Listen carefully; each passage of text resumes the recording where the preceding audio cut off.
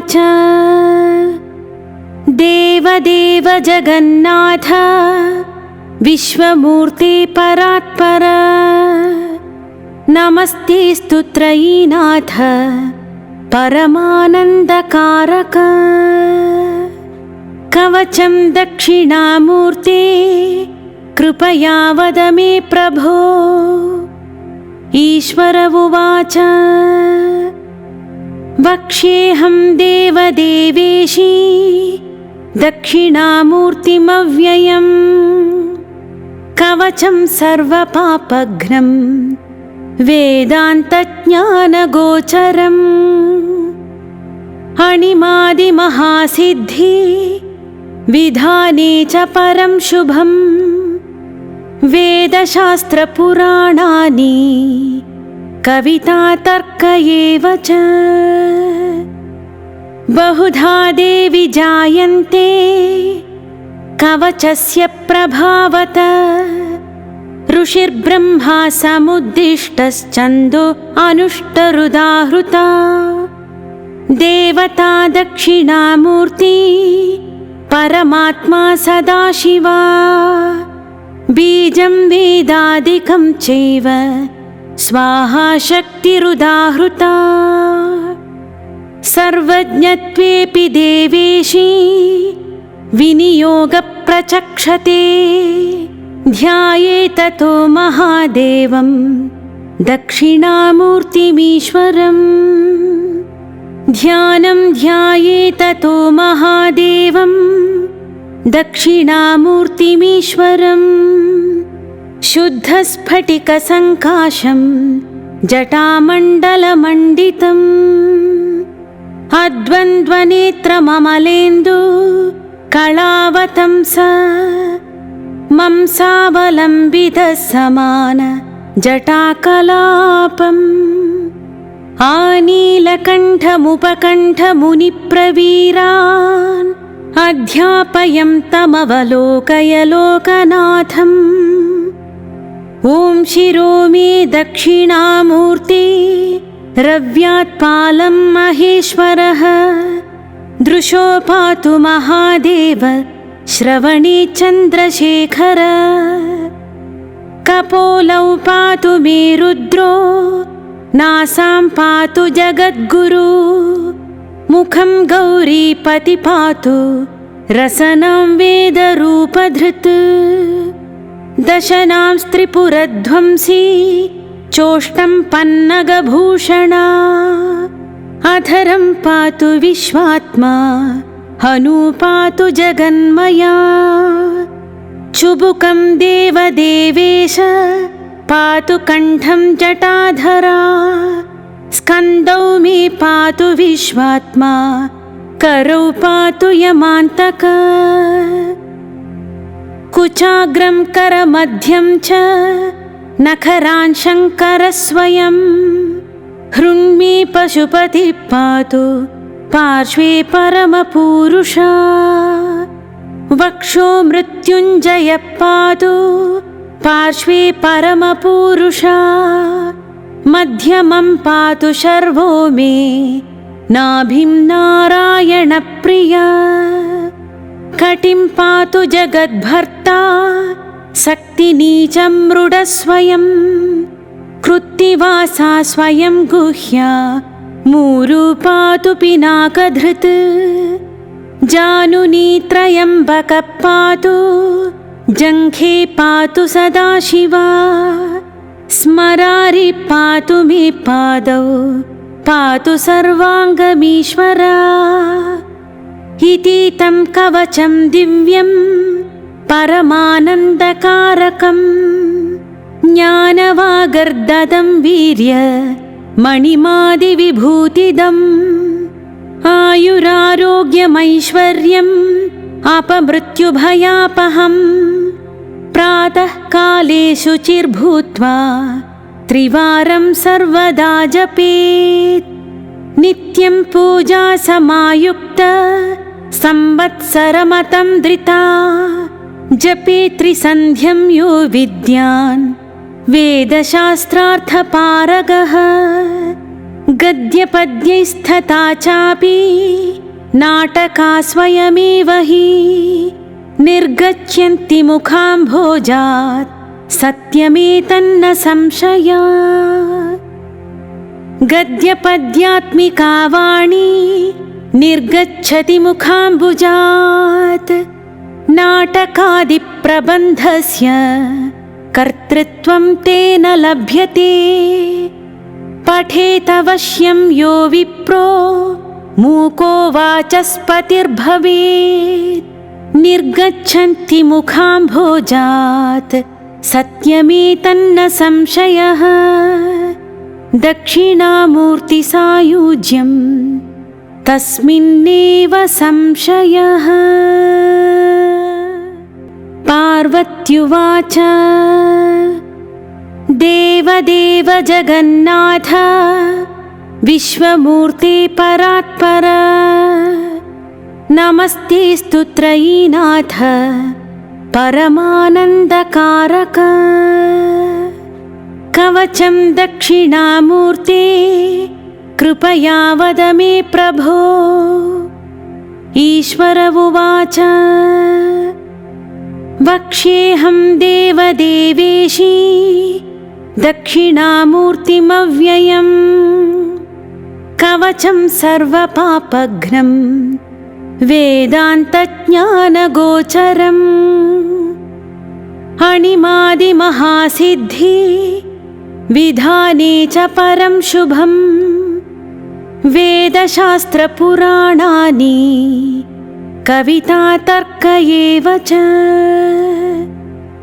बहुधा देवि जायन्ते कवचस्य प्रभावत ऋषिर्ब्रह्मा समुद्दिष्टश्छन्दो अनुष्टरुदाहृता।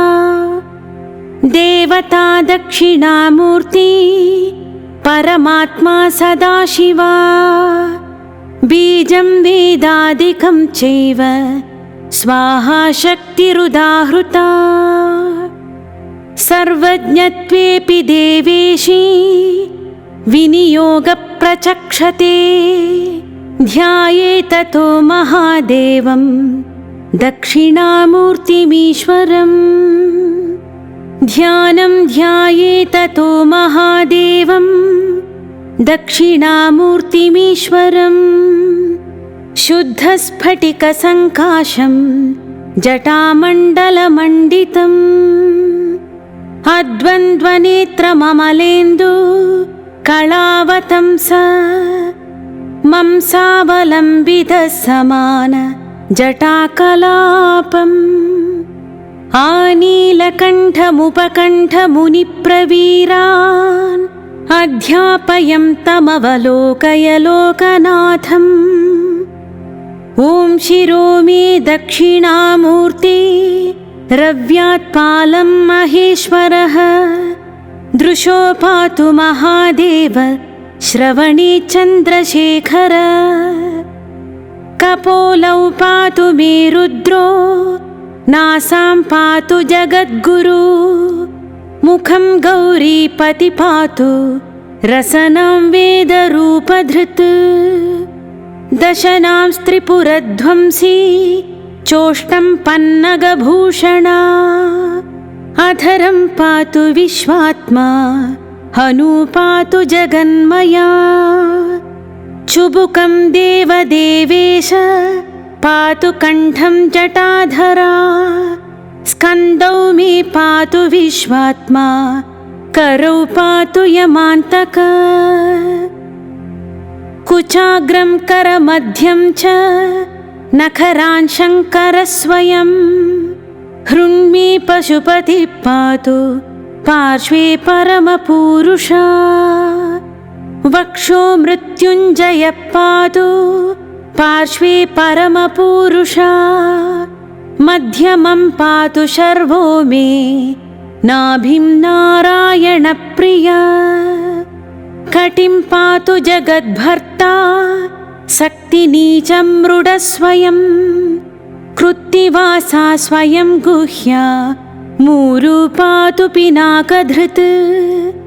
जानुनी त्र्यम्बकः पातु जङ्घे पातु सदाशिवा स्मरारि पातु मे पादौ पातु सर्वाङ्गमीश्वरा इति तं कवचं दिव्यं परमानन्दकारकं ज्ञानवागर्ददं वीर्य मणिमादिविभूतिदम् आयुरारोग्यमैश्वर्यम् अपमृत्युभयापहम् प्रातः काले शुचिर्भूत्वा त्रिवारं सर्वदा जपेत् नित्यं पूजा समायुक्त संवत्सरमतं धृता जपेत् त्रिसन्ध्यं यो विद्यान् वेदशास्त्रार्थपारगः गद्यपद्यैस्तथा चापि नाटका स्वयमेव हि निर्गच्छन्ति मुखाम्भोजात् सत्यमेतन्न संशया गद्यपद्यात्मिका वाणी निर्गच्छति मुखाम्बुजात् नाटकादिप्रबन्धस्य कर्तृत्वं तेन लभ्यते पठेतवश्यं यो विप्रो मूको वाचस्पतिर्भवेत् निर्गच्छन्ति मुखाम्भोजात् सत्यमेतन्न संशयः दक्षिणामूर्तिसायुज्यं तस्मिन्नेव संशयः। पार्वत्युवाच देवदेव जगन्नाथ विश्वमूर्ते परात्पर नमस्तेऽस्तु त्रयीनाथ परमानन्दकारक कवचं दक्षिणामूर्ते कृपया वद मे प्रभो। ईश्वर उवाच वक्ष्येऽहं देवदेवेशी दक्षिणामूर्तिमव्ययम् कवचं सर्वपापघ्नं वेदान्तज्ञानगोचरम् अणिमादिमहासिद्धि विधाने च परं शुभम् वेदशास्त्रपुराणानि कविता तर्क एव च बहुधा देवि जायन्ते कवचस्य प्रभावत ऋषिर्ब्रह्मा समुद्दिष्टश्चन्दो अनुष्टरुदाहृता देवता दक्षिणामूर्ति परमात्मा सदाशिवा बीजं वेदादिकं चैव स्वाहा शक्तिरुदाहृता सर्वज्ञत्वेऽपि देवेशी विनियोगप्रचक्षते ध्यायेततो महादेवं दक्षिणामूर्तिमीश्वरम् ध्यानं ध्यायेततो महादेवं दक्षिणामूर्तिमीश्वरम् शुद्धस्फटिकसङ्काशं जटामण्डलमण्डितम् अद्वन्द्वनेत्रममलेन्दु कलावतंस मंसावलम्बितः समान जटाकलापम् आनीलकण्ठमुपकण्ठमुनिप्रवीरान् अध्यापयं तमवलोकय लोकनाथम् ॐ शिरो मे दक्षिणामूर्ति रव्यात्पालं महेश्वरः दृशो पातु महादेव श्रवणे चन्द्रशेखर कपोलौ पातु मे रुद्रो नासां पातु जगद्गुरु मुखं गौरीपति पातु रसनां वेदरूपधृत् दशनां त्रिपुरध्वंसी चोष्टं पन्नगभूषणा अधरं पातु विश्वात्मा हनू पातु जगन्मया चुबुकं देवदेवेश पातु कण्ठं जटाधरा स्कन्दौ मे पातु विश्वात्मा करौ पातु यमान्तक कुचाग्रं करमध्यं च नखरान् शङ्करस्वयं हृन्मे पशुपतिः पातु पार्श्वे परमपूरुषा वक्षो मृत्युञ्जयः पातु पार्श्वे परमपूरुषा मध्यमं पातु शर्वो मे नाभिं नारायणप्रिया कटिं पातु जगद्भर्ता शक्तिनीचं मृडस्वयं कृत्तिवासा स्वयं गुह्या मूरु पातु पिनाकधृत् जानुनी त्र्यम्बकः पातु जङ्घे पातु सदाशिवा स्मरारि पातु मे पादौ पातु सर्वाङ्गमीश्वरा इति तं कवचं दिव्यं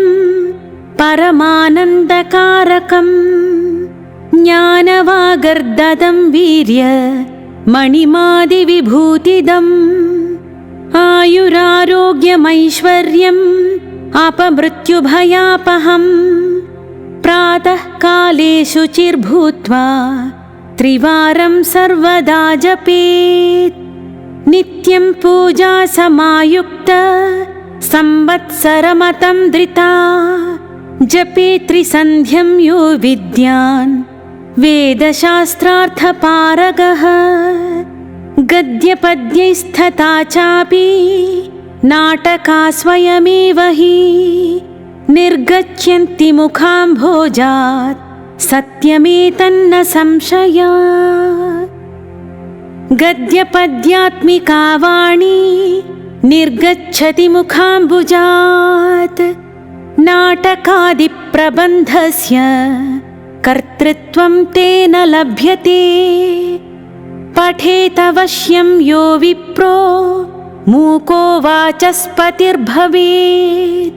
निर्गच्छन्ति मुखाम्भोजात् सत्यमेतन्न संशयः दक्षिणामूर्तिसायुज्यं तस्मिन्नेव संशयः।